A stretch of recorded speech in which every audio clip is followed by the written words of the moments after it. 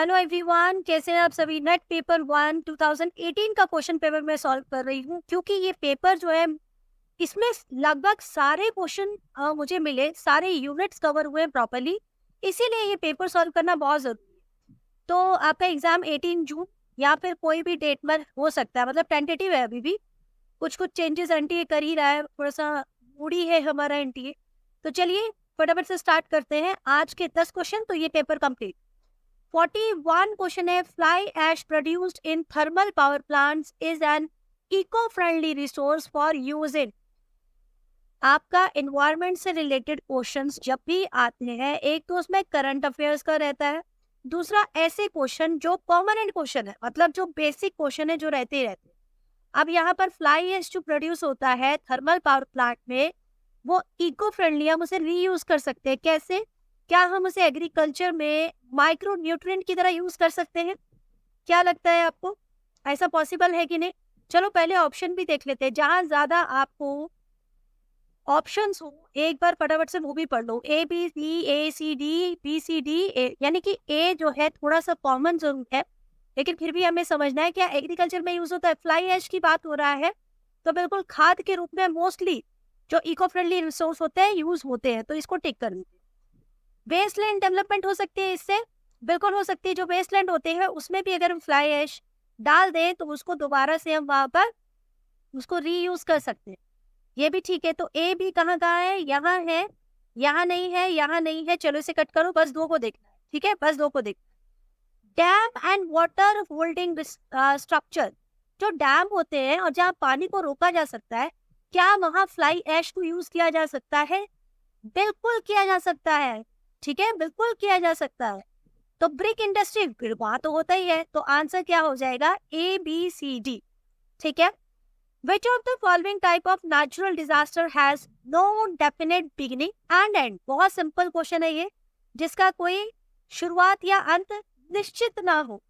तो earthquake, landslides, hurricanes और drought, इनमें से कौन सा है जो निश्चित नहीं है? अर्थक्वेक आता है, रुक जाता है, कुछ मूवमेंट के लिए होता है। लैंडस्लाइड भी कुछ मूवमेंट के लिए होता है, हरिकेन भी कुछ मूवमेंट्स के लिए होता है। लेकिन सूखा अगर पड़ जाए तो हमें नहीं पता कि वो कब जाता है, ठीक है। सूखे का कोई टेन्योर नहीं होता, और कब शुरू होता है उसका भी नहीं। सबसे बड़ा ड्रॉट कहाँ पर पड़ा है वो मुझे बताइएगा, कौन से सन में पड़ा है, कौन से पीरियड में पड़ा था? 19 डैश, बताइएगा कौन सा है। एसर्शन रीजन की question, indoor air pollution is a serious health hazard. हम अब तक आउटडोर पॉल्यूशन से ही ग्रस्त थे, है ना, लेकिन अब बहुत सारे ऐसे ई टेस्ट हो रहे हैं जिससे पता चल रहा है कि इंडोर एयर पॉल्यूशन भी बहुत ज्यादा स्वास्थ्य के लिए हानिकारक है। क्योंकि जैसे एसर्शन रीजनिंग आए, जब आपको रीजन पढ़ना है तो यहाँ पे बिकॉज लगाएंगे, क्योंकि the dispersal of air pollutant is rather limited in indoor environment. क्योंकि जो एयर पॉल्यूटेंट्स होते हैं उनका जो डिस्पर्सल होता है वो ज्यादातर इंडोर एनवायरमेंट में होता है। तो ये क्या कह सकते हैं, राइट और रॉन्ग? ये बिल्कुल सही बात, ये बिल्कुल सही है, और इसी वजह से इंडोर एयर पॉल्यूशन बहुत ज्यादा खतरनाक भी है, ठीक है। चलिए question number 44, in terms of their contribution, very very important, ये क्वेश्चन बहुत बार रिपीट हुआ है, वर्ड्स चेंज होते हैं लेकिन रिपीट होता है। Contribution to the total power generation in India, हम आज की डेट में भी इसको करके देखेंगे। सबसे पहले कौन है? थर्मल पावर प्लांट है, लार्ज हाइड्रो पावर प्रोजेक्ट है। तो हमें क्या बताना है, कंट्रीब्यूशन के हिसाब से जो टोटल पावर जनरेशन होती है भारत में, उसका सीक्वेंस क्या है? सबसे मतलब कम, फिर उससे ज्यादा, फिर उससे ज्यादा, फिर सबसे ज्यादा कौन जो है पावर जनरेट करता है इंडिया में? फटाफट से आज का अगर सिनेरियो है उसके हिसाब से देखा जाए तो द राइट आंसर इज, सबसे पहले फर्स्ट नंबर पे आएगा थर्मल पावर प्लांट, ठीक है, thermal power plant. Second number पे रिन्यूएबल एनर्जी, थर्ड पे आता है आपका हाइड्रो पावर प्रोजेक्ट, ठीक है, और फोर्थ पे आता है आपका न्यूक्लियर एनर्जी। तो आंसर हो जाएगा फर्स्ट। 45th क्वेश्चन है, which of the following is considered as major source of pollution in rivers of India? So there are options: unregulated small scale industry, untreated sewage, agricultural runoff, thermal power plants. तो इसमें सबसे ज्यादा जो effect करता है वो क्या करता है बताइए? इसमें सबसे ज्यादा प्रॉब्लम अनट्रीटेड सीवेज की वजह से है, क्योंकि पॉपुलेशन सबसे ज्यादा है तो सीवेज का ही प्रॉब्लम सबसे ज्यादा भी है। Okay, India has the largest higher education system in the world after, तो सबसे बड़ा हायर एजुकेशन सिस्टम है कहाँ पर, उसका आंसर बताइए, क्योंकि हम उसके बाद आते हैं। तो इसका राइट आंसर क्या होगा? यूएसए, ऑस्ट्रेलिया, चाइना या फिर UK. And the right answer, yes, so what is the right answer? यहाँ पर ऑप्शंस है आपके पास A B C D, A C T, A B C या ए एन सी, मतलब लार्जेस्ट हायर एजुकेशन सिस्टम है बट किसके बाद? तो इसका राइट आंसर आपका हो जाएगा एक तो यूनाइटेड स्टेट के बाद तो हम है और चाइना, यस, तो ए एंड सी आपका राइट आंसर होगा। हायर एजुकेशन सिस्टम सबसे पहले यूनाइटेड स्टेट्स ऑफ अमेरिका का, देन चाइना, और हम आते हैं इन दोनों के बाद। ओके, चलिए, ये हिंदी में भी यहाँ पर दिया हुआ है। नेक्स्ट है 47th question, prime minister research fellowship is for students pursuing PhD program in state and central university. जो मतलब ये प्राइम मिनिस्टर, अब हायर एजुकेशन के क्वेश्चन स्टार्ट हो गए हैं। अगर आपको लेटेस्ट क्वेश्चन करने हो तो आप कमेंट सेक्शन में लिखकर बता दीजिएगा, मैं लेटेस्ट भी करवाऊंगी।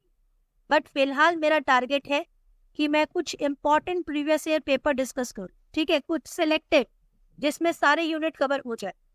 तो 47 में जो प्राइम मिनिस्टर रिसर्च फेलोशिप होती है स्टूडेंट्स के लिए, जो पीएचडी वो लोग करते हैं, वो आपकी आईआईटी और आईआईएससी में होती है, ठीक है।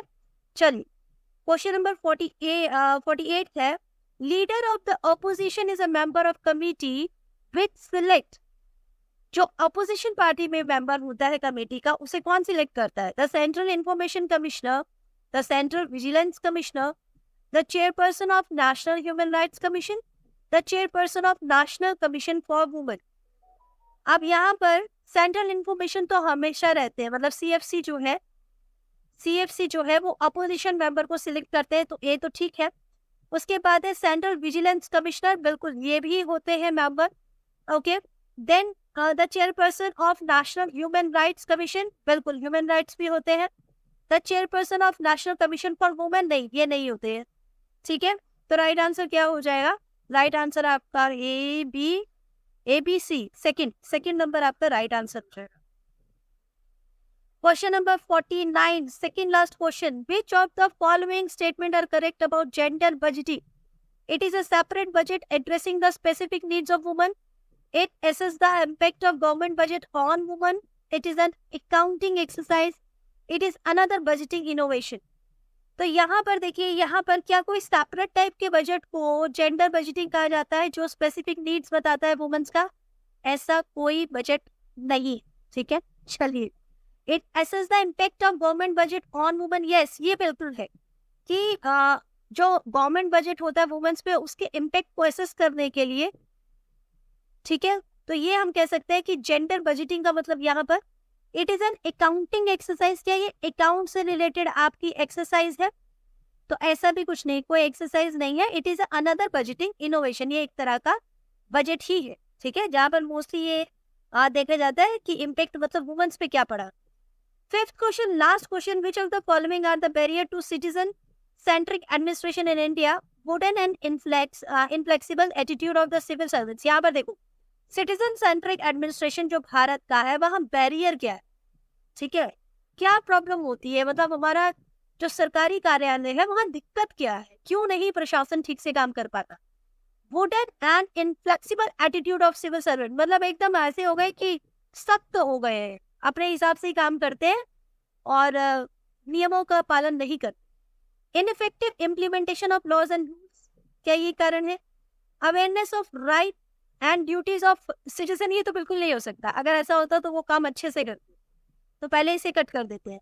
Lack of job opportunity for the youth के लिए अच्छी जॉब्स वगैरह नहीं है, इसलिए जो है ये भी बैरियर है सिटीजन सेंट्रिक एडमिनिस्ट्रेशन का। नहीं, ऐसा कुछ नहीं है। तो सिर्फ एटीट्यूड जो सिविल सर्वेंट्स का है वो, और लॉ और रूल्स का अच्छे से इम्प्लीमेंटेशन नहीं हो पाता। तो आंसर आपका हो जाएगा A and B, fourth number. So these are 50 questions we have done. ठीक है, नेक्स्ट जल्दी ही क्वेश्चन पेपर में मैं आपसे मुलाकात करती हूँ। आप अपनी पढ़ाई को ऐसे ही कंटिन्यू चालू रखिए, अच्छे से पढ़िए और अगर कोई डाउट हो तो प्लीज़ कमेंट सेक्शन में कमेंट कीजिएगा। प्लीज़ लाइक कीजिएगा। हार्ड वर्क तो चल ही रहा है आपका भी और मेरा भी।